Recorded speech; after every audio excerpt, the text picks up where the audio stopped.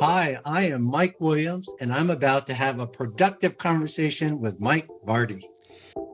There's a better way to be the best. That's what Mike Williams shares in his book, Doing to Done, Productivity Made Simple. But he's not the only one that's involved in this book because it's illustrated for busy people like us. We talk about why he decided to put illustrations in this book.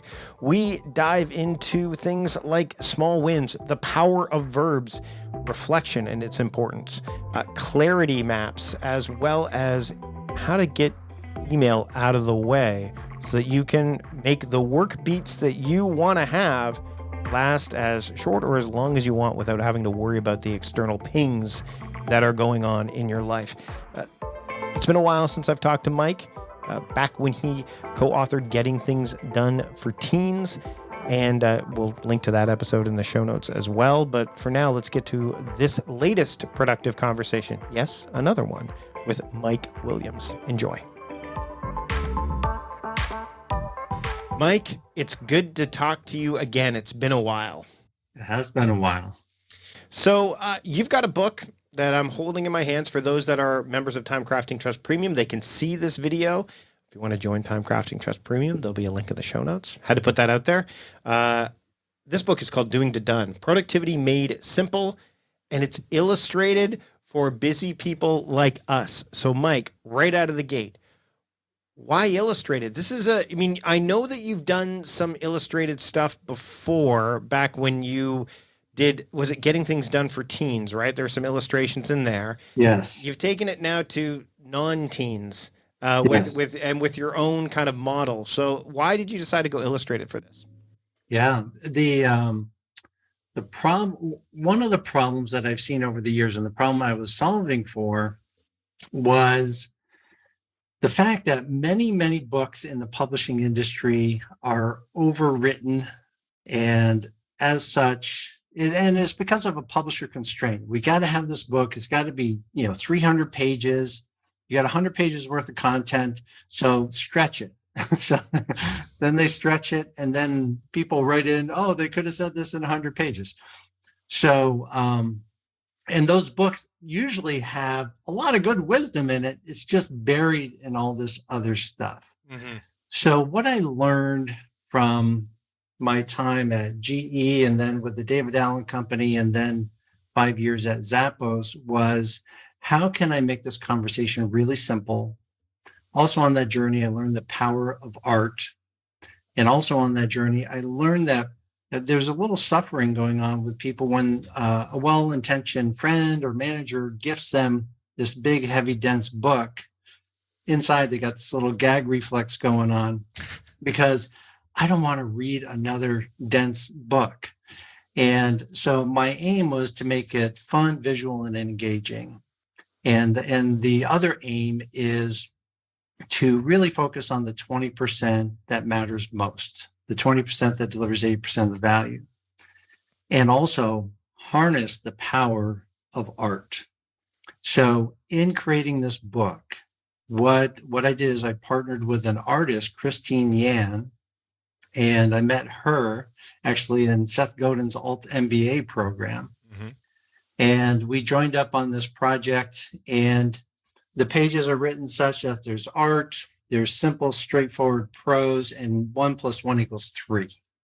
So yeah, it's very well put together. And I think to your point about books and the idea of hitting a certain page count and the denseness of a book, when it comes to productivity books, I think that also plays a factor, because there have been a lot of productivity books written, right? And even though, and I'll allude to David Allen, because we both are very familiar with David. You worked closely with him for a number of years. Getting Things Done is not a long book, but it's a deep book, right? Yeah. Well, David wrote that book with a deep intention, which was he has a lot of knowledge, and if something were to happen to him, he put it all in that book. Mm-hmm. That book is chock full of wisdom. So it is a masterpiece. And it is, every ounce of wisdom that David has to offer is in that book. So if you have the time and energy and resources to go through it again and again, you're going to get a lot of great value out of that book. So that's going to lend me to the next question. Yeah. And I mean, I'm just as guilty of this, I think, as anybody, but why do we need another productivity book? Yeah. Well, this productivity book is written for early to mid-career professionals and those that lead them, and is designed in 2022 for the reader habits of these leaders and emerging leaders, which have grown up on Facebook, Instagram, Snapchat, where small visual storytelling that has an impact and a wisdom nugget in it is easily digestible. So I wrote it for the current, kind of workforce, and it's not just a professional book; it's a personal productivity book as well. And ultimately, I've gifted books to people before, and sometimes they resist them. So I wanted to design a book that even felt different.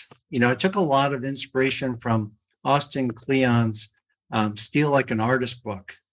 And it's square and it feels good and it's got art. So when you hand it to somebody, it's almost like you're handing them a coffee table kind of book.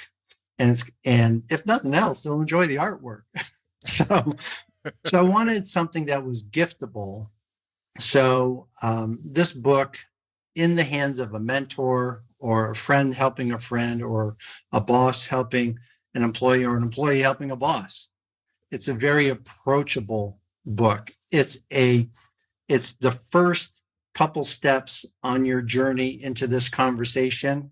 And if it resonates with you, it gives you access to more.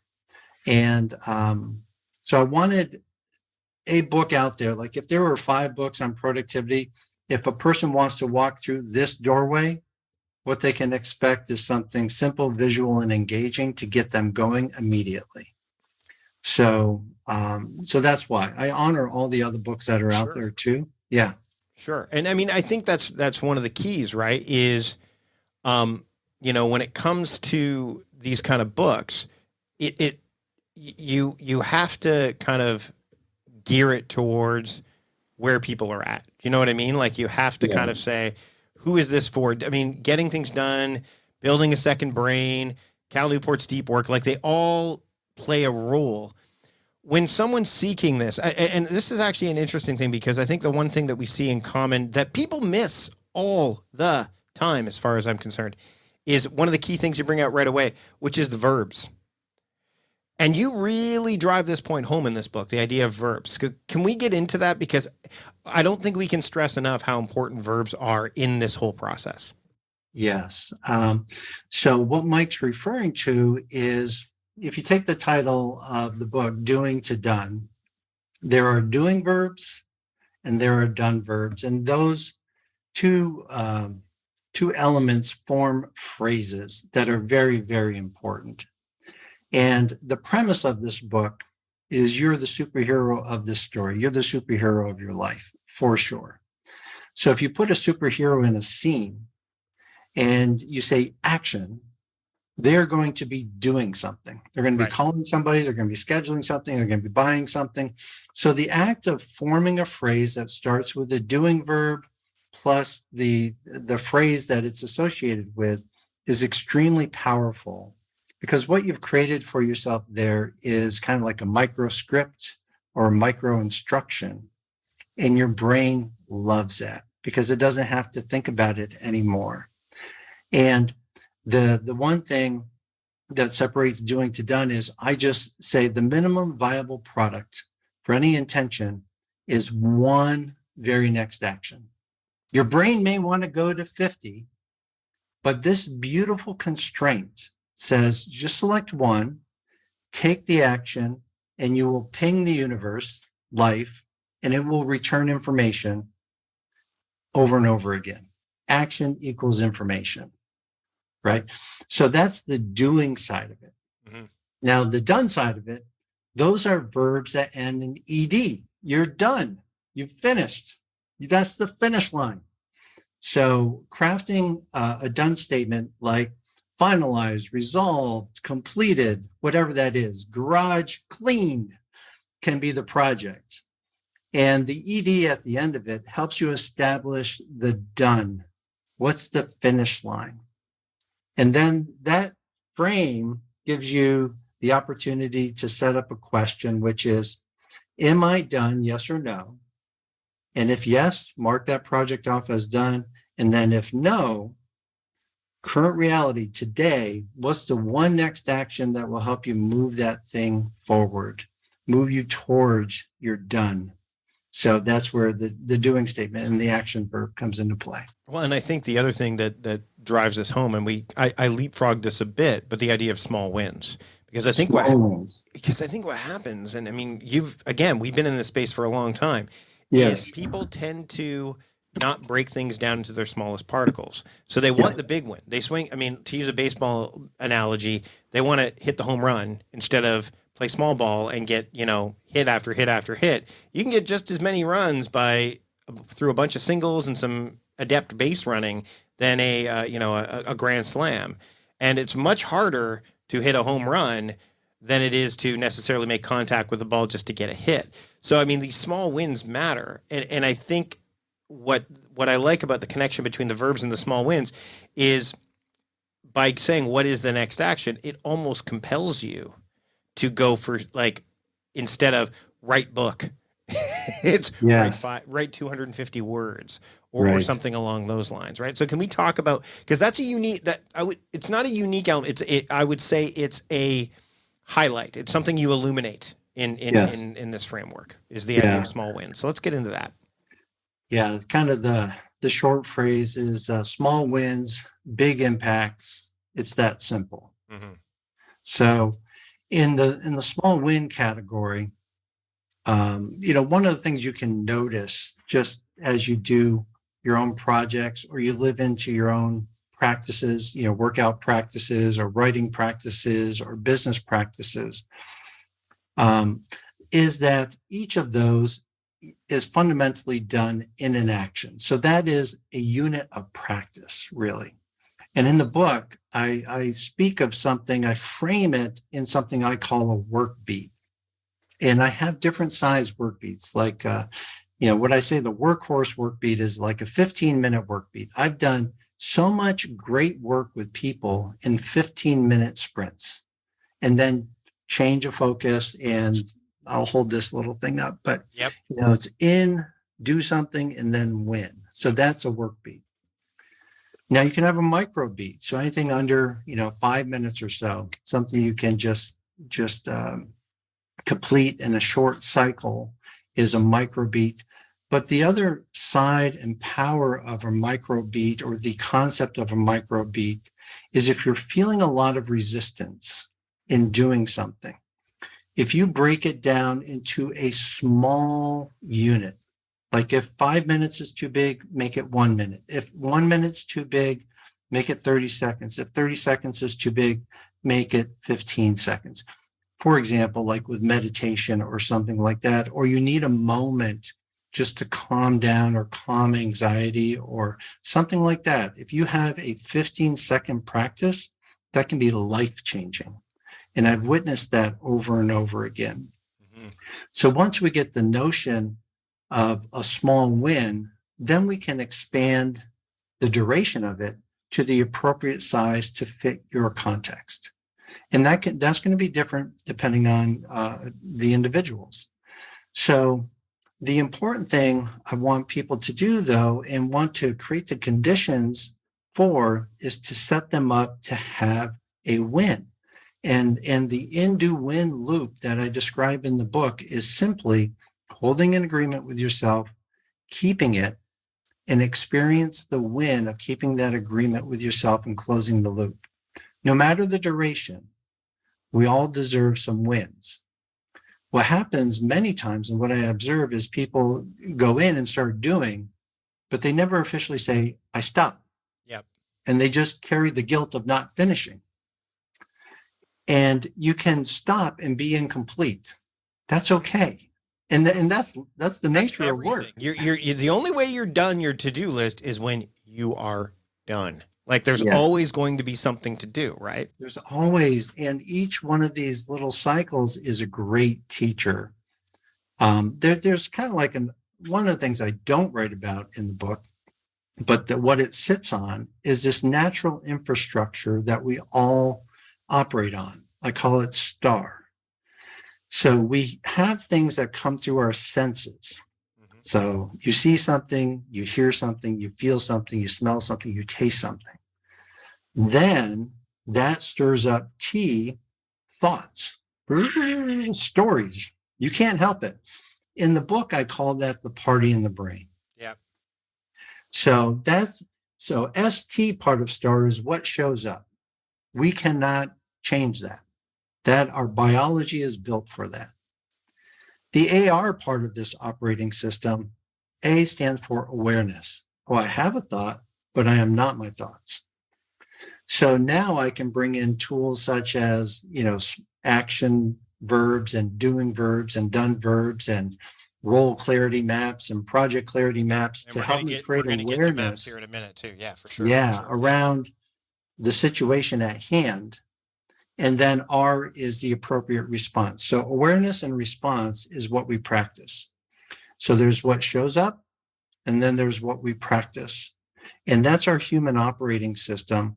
And you can run a lot of different kind of wetware widgets on top of that operating system to help you contextually, situationally get where you need to go.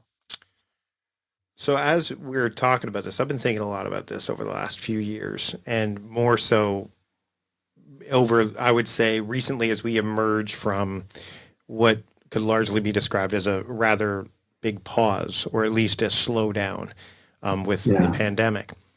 And the STAR kind of framework that you just mentioned, I think heightens that to a degree, or at least supports it. Do you think time can truly be managed? Do you think, based on that, like based on the idea of what happens and their response, I mean, and Oliver Berkman wrote about the 4,000 weeks, which I'm sure you've probably read. Yeah. And I've been, as somebody who spends a lot of time thinking on this, you and me both, I wonder if we're managing the wrong thing. Like if we get caught managing the wrong thing, or, and conversely, we've also kind of effed up what productivity is too, to a degree. And we're like so consumed with, and I mean, when I'm being general here, consumed with this idea of I need to get as much done as possible as opposed to the right things, which would likely explain why for some people, the concept of getting things done, they end up doing that old polishing the runway thing, right? They're doing like the low hang, and they're not getting to those higher levels.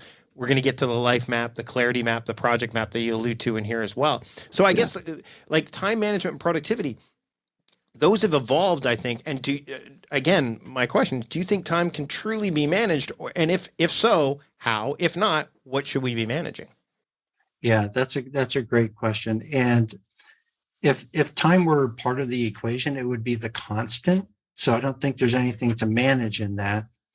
But but what we bring to a moment, our focus and our intention, I think those are things that can be managed, exercised, cultivated, and they can be cultivated by the different roles we hold in our life. They can be cultivated by the different situations we find ourselves in.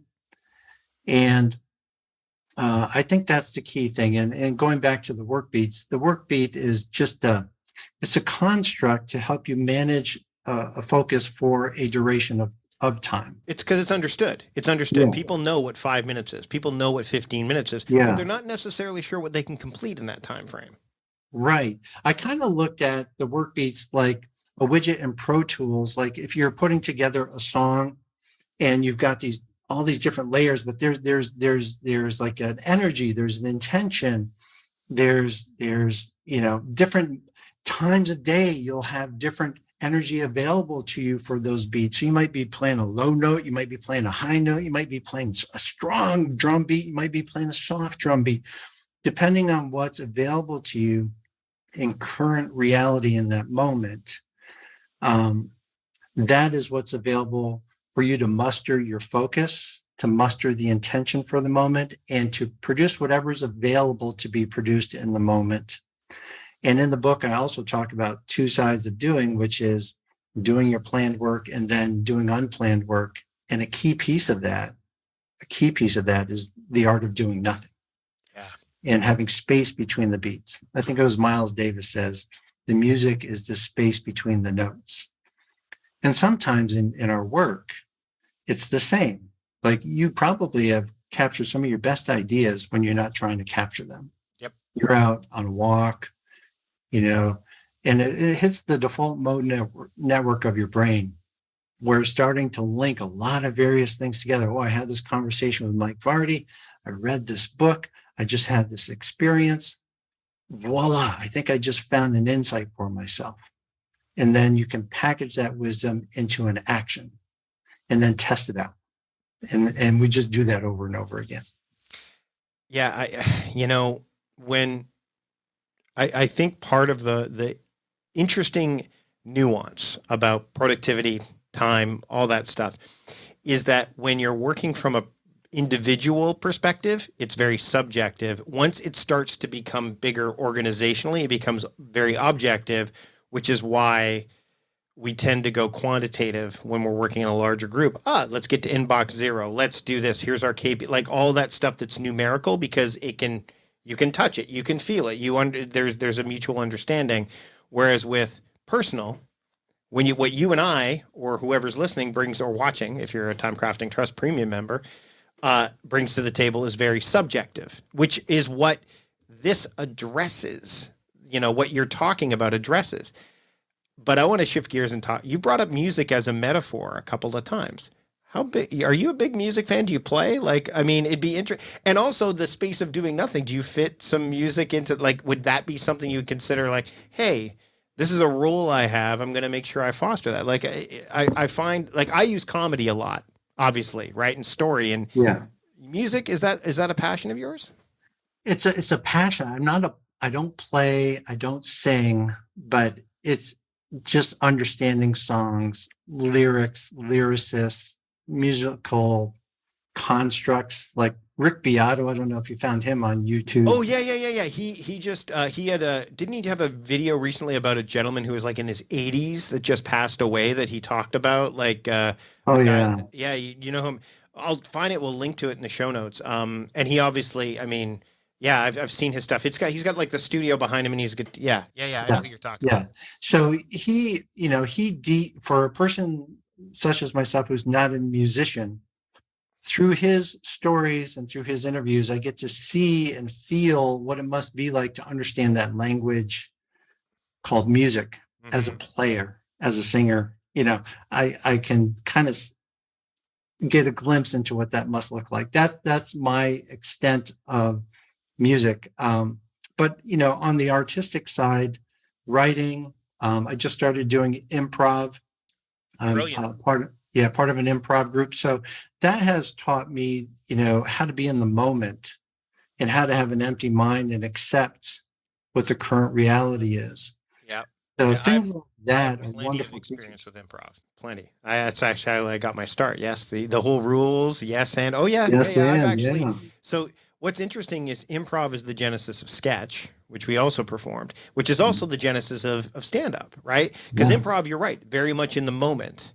Very much you have to, if you go in with any kind of preconceived notion or idea, you're not improvising. You literally need to be, and there's rules.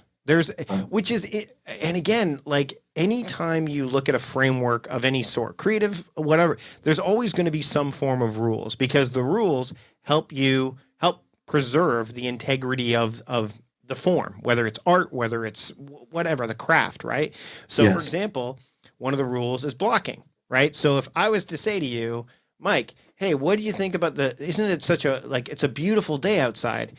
And you were to say, what do you mean it's raining? That's blocking. That's yes. But there's other things like pimping, right? Where it's Mike, if I know you do a really great Christopher Walken impression, hey, Christopher Walken, how are you? That's totally pimping. You can get away with that. So you can bend the rules in improv, but you can only do it once you've understood the fundamentals.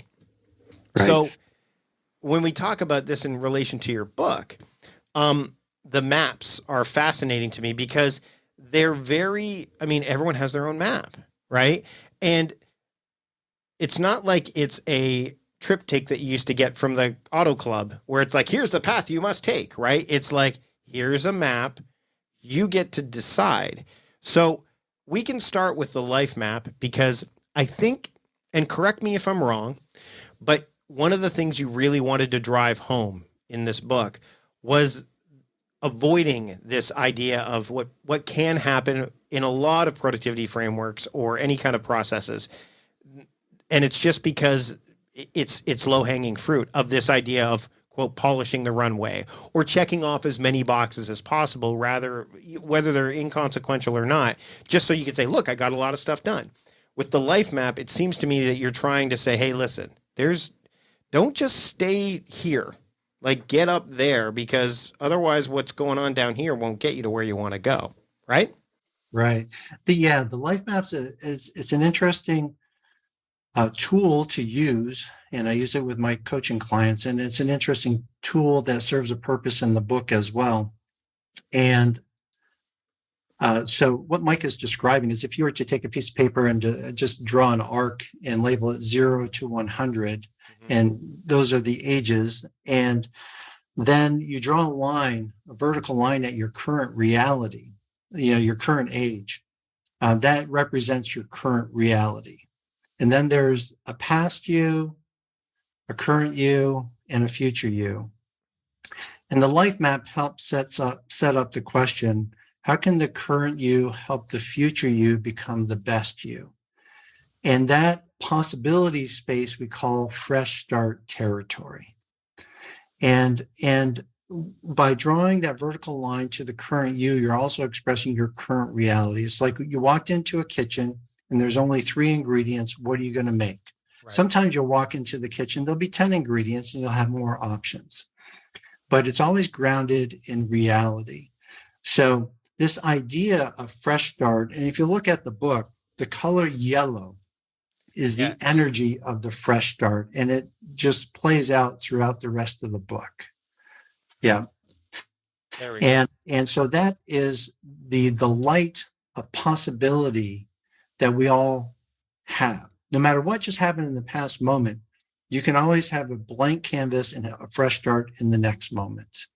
And understanding that and then practicing that over time creates the conditions for possibilities to emerge.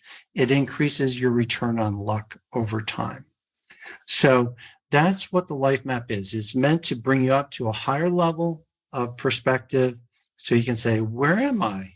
And it kind of jars people a little bit like, wow, I'm on this journey. Where am I going? Why am I going there? How did I end up here? Mm-hmm. Well, and there's a simplicity to it, right? Like, I mean, and that's, I think what and again, the book's subtitle is Productivity Made Simple. Yeah. Not necessarily easy. That's, I think, like there's definitely, we want to have that distinction there. But I know that when people like, and when people are trying to think about that higher level of thinking, the life, if there's too much in the way, then it keeps them from that fresh start. It keeps them from thinking it's too late, right? Or, well, this is just the way it is, right? Yeah. Yeah. And the other thing the life map does is it helps orient you. It's a tool to help you orient yourself on your journey and sets up the narrative that you're the hero of your own story.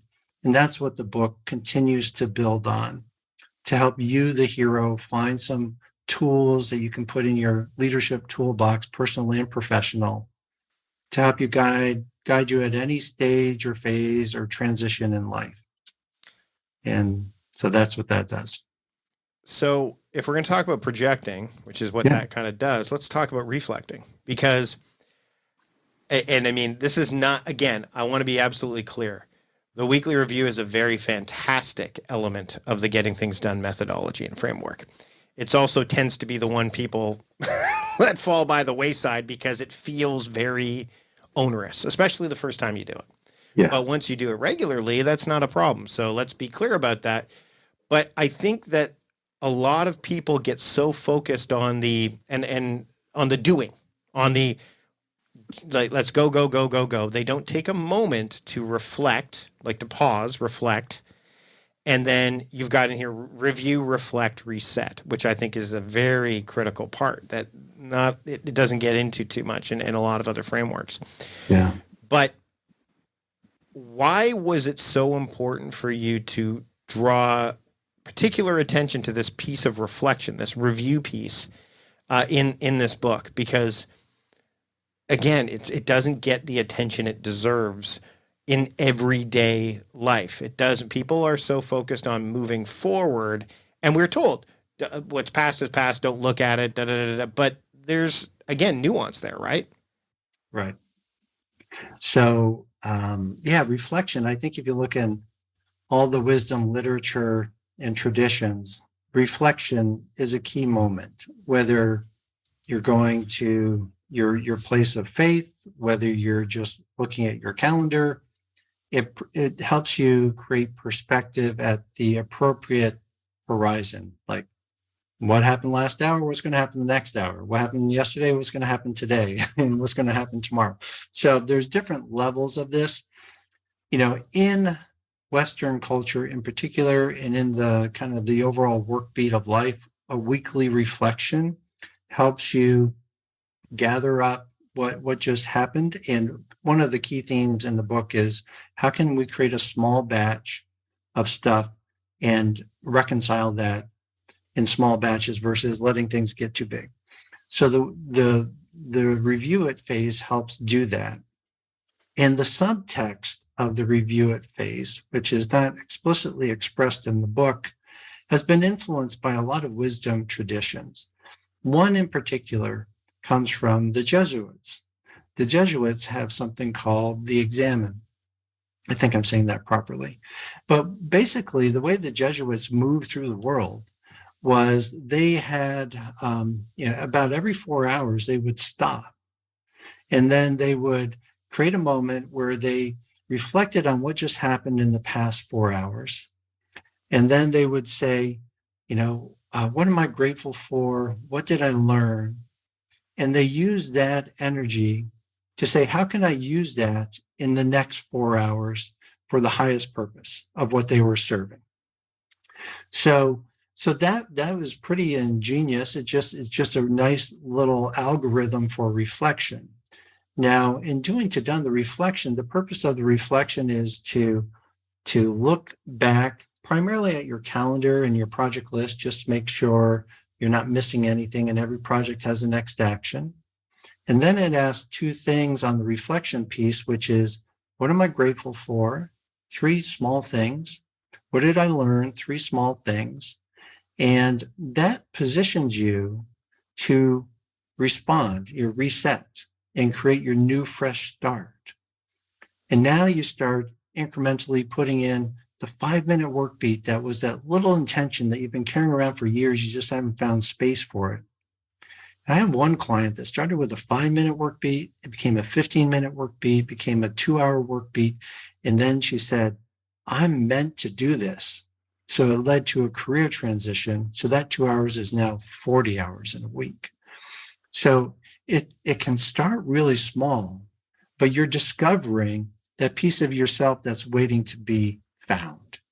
And that's extremely liberating, helps people live into their authenticity, helps them let go of old stories and create the new stories that they want to live for the rest of their life. I've got a question that's coming in from the community about the other maps that I've alluded to. Yeah. So the project map and the clarity map, the role clarity and the project clarity, rather. So let's dive into one, because I want to be respectful of time. Plus, I want people to pick up this book. I want people to pick up the book.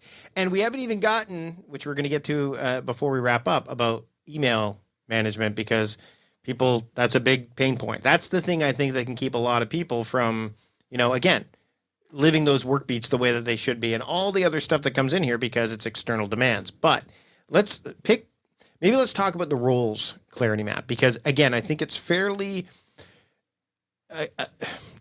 I would say that it's probably something that doesn't get as much value as it should.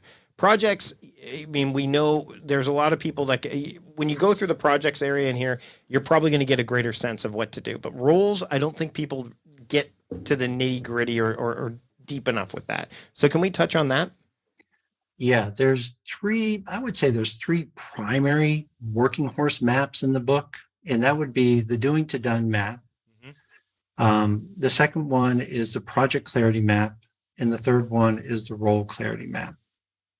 So just a high level on each of those. So Sure. a project on your doing to done map, you have a doing statement and a done statement. And some of your projects need more thinking. So the project clarity map is a tool to help you understand why you're doing a project. What's the purpose of it? What's the vision of wild success? And if you're co-creating a project and you can co-create those first two statements, that will help save a lot of miscommunication down the road and enable you to check in more effectively, more efficiently, and make sure all parties are on the same page. So the project clarity map helps you think through projects in a very methodical way, something you can practice over and over again on projects of all types. So I'll just leave that one at that. The role clarity map speaks to the hero of the story, which is you. So if you look at your life, you occupy a lot of different roles. So using me as an example, there's me as an individual. I'm taking care of my mind, body, and spirit. And that's something I call the anchor role in the book. We all have it. And it holds our purpose in life. And we have a vision for our life. And then underneath the role, that's the why part. And then the how part is held in practices and projects. And then the what are we doing specifically is held in the action. So now we're back down to actions. So every role has that construct, a why piece, a how piece, and a what am I specifically going to do. Now, the why section of a role animates the role with a story, right? It enchants it with a story that you're living into. And then everything below that is expressing, animating how that story is going to be lived out. Now you have probably at least 5 to maybe 10 or more roles in your life. Me as an individual, me as a husband, me as a father, me as a writer, me as a doing to done business owner, me as a coach, me as an improver, me as an open water swimmer. All those different roles have different practices, and they have different projects, and they have different actions. And when you have your role clarity map all filled out, it helps you answer the question, do I feel appropriately engaged with my life? Is one role occupying too much time and space over other roles? And is there suffering going on because of that? Or am I experiencing or expressing a new thing that I'm noticing about myself that I've always wanted to do, but I just haven't been able to name it, claim it, and express it? The role clarity map can help you name it and say, what does a practice look like for that role? So you can start doing it and getting feedback loops going.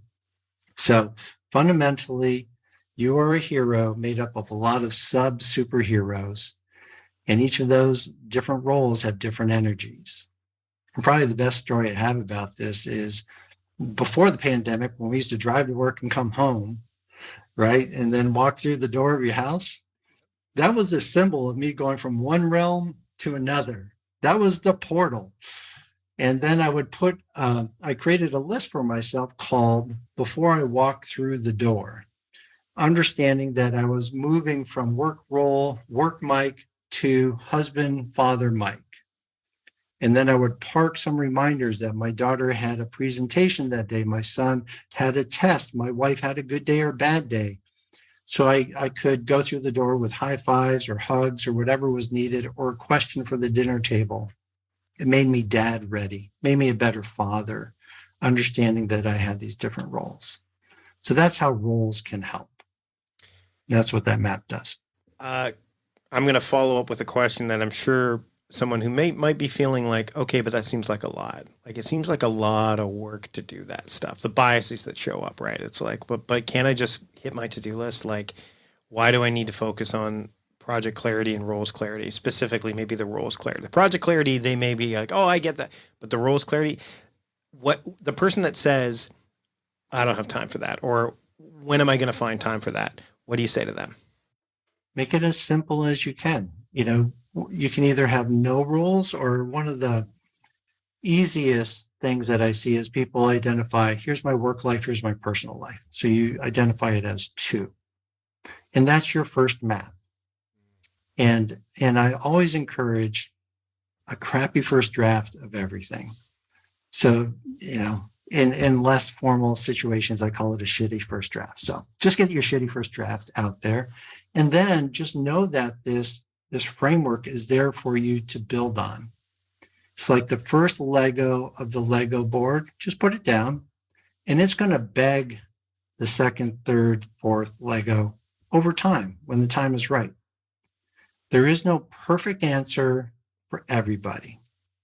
And Doing to Done is all about creating your trusted system. And then I'd like to append to that version 1, version 2, version 3, version 4, because as you grow, whatever you need is going to grow and change, but this system can adapt to those situations. So it's a very kind system. It invites you in.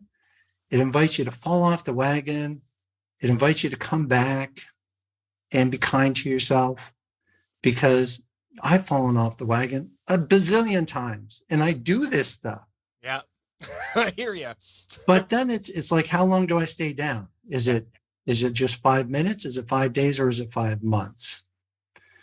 And each of those different answers has different consequences. Sure. So and the simpler the framework, the simpler it is to get back up and running again.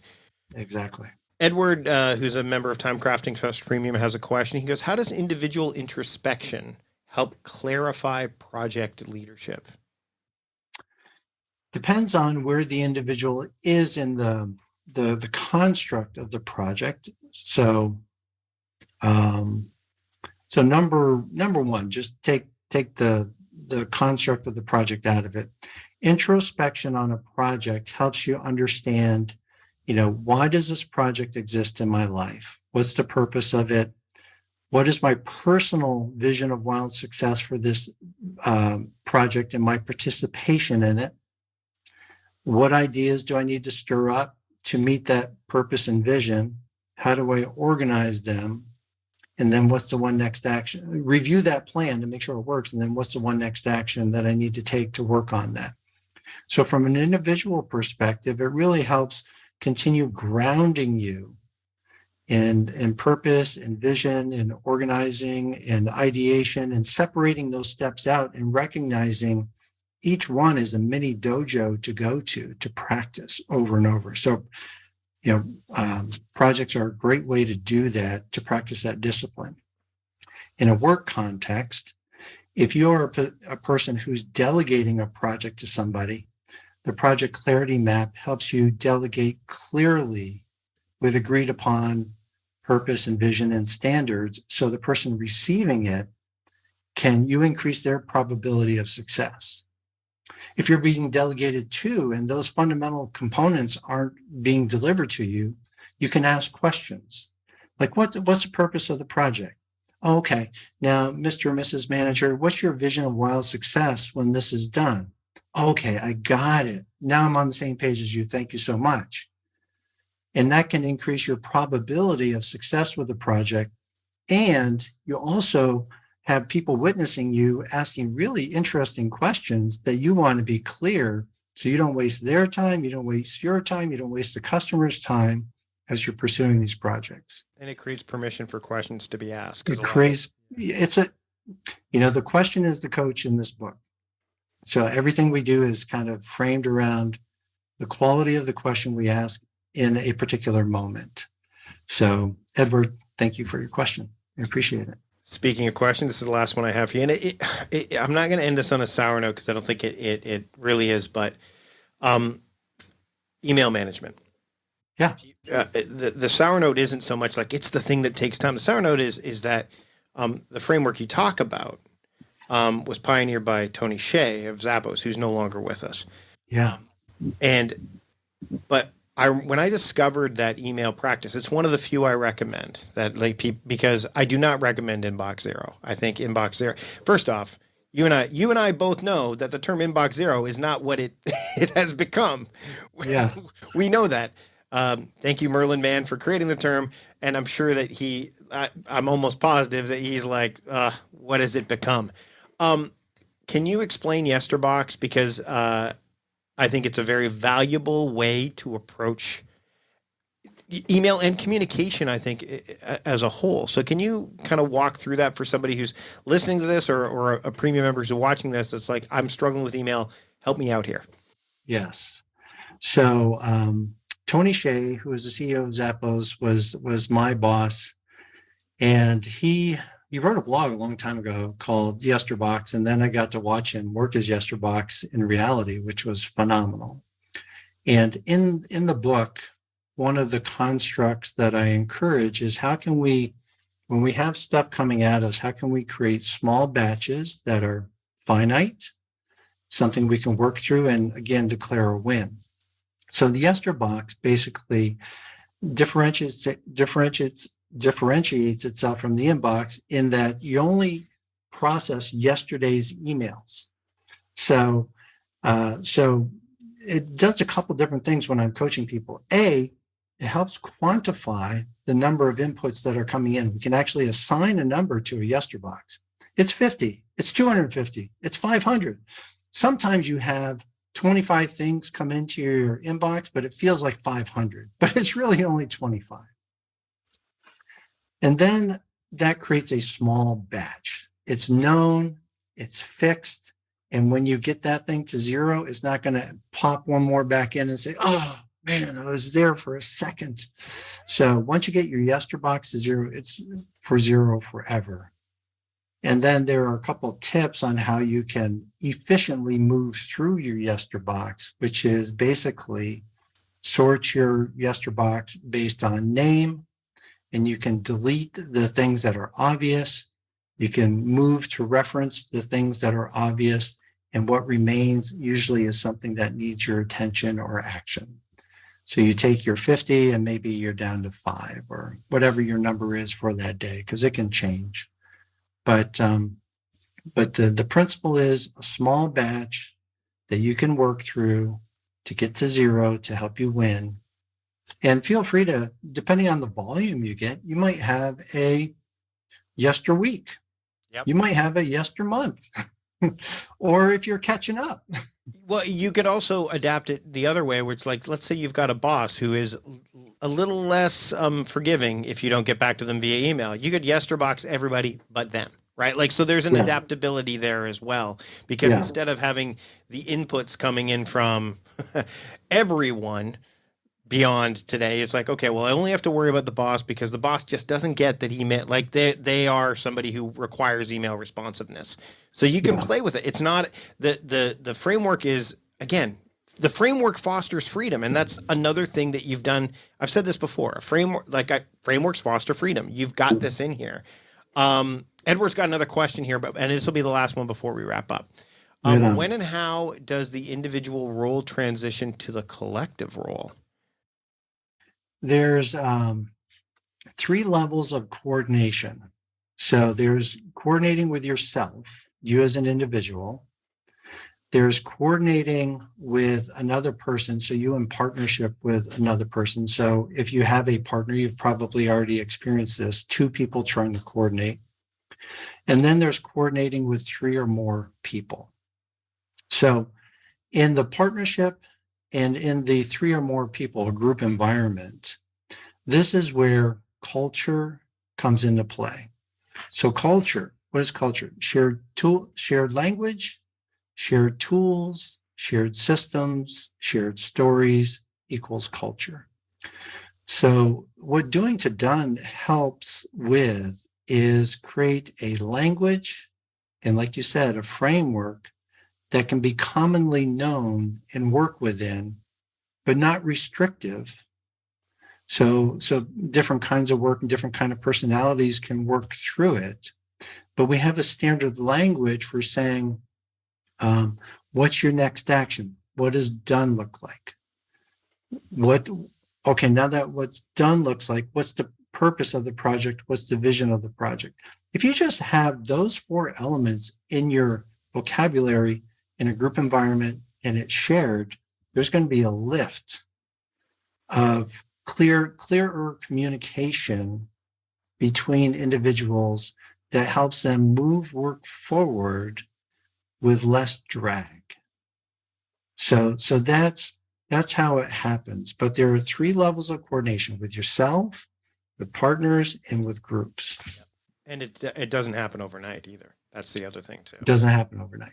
Unless you take the workshop, then Which, let's get into that. So, Mike, the book's called Doing to Done, Productivity Made Simple. Yeah. Really great read. Thank you so much for not only putting this out there, but taking the time to join us today for the episode, as well as on the live stream well in advance for TimeCrafting Trust premium members. Where can people pick up the book and then the workshop? Touch on that. Yeah, so you can pick up the book at doingtodone.com. That's doing with TO done.com. And if you go to that website, you'll see there's a place for the book. There's a place for a free webinar where I bring you through the first map, the Doing to Done map. And then there's workshops that are available for individuals, kind of like in a virtual public setting, as well as business workshops. And another thing that's going to be up there soon, if it's not already, is one-on-one coaching or team coaching that I do as well. And then we're also, spreading this across the world through global partners. So we have partners in different countries that are signing up to be global partners. And that's another avenue for folks if you're that kind of business or person. Mike, thanks so much for taking the time today to have a conversation with me. Great catching up with you. Good to see you. How's your daughter doing, by the way? I forgot to ask. She's doing really well. Awesome. She's actually at the point now of, she's going to be 18 in February. Sweet. Yeah. She actually asked for her first planner, from me. She's like, I think I needed to, and I'm like, oh my. And I went through all, it was a whole thing. And my wife was like, oh no, you've unleashed the Kraken. It's rough being the son or daughter of a productivity person. Totally. Or it can be. Everybody watching the live stream, we're going to end it now. Thanks so much for joining us.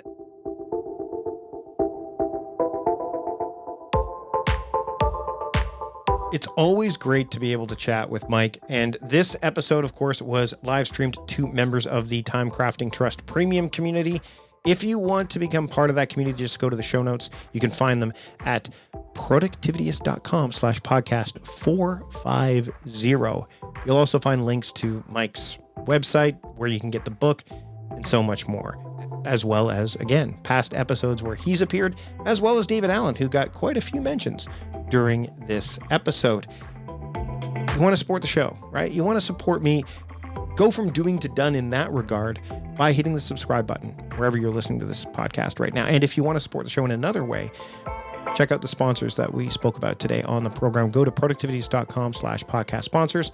Check out what they have to offer. That way they know that I sent you there. That's it for this episode. Thanks so much for taking the time to join me today. We're all done. Until next time, I'm Mike Vardy, the host of A Productive Conversation, reminding you to stop doing productive and start being productive. See you later.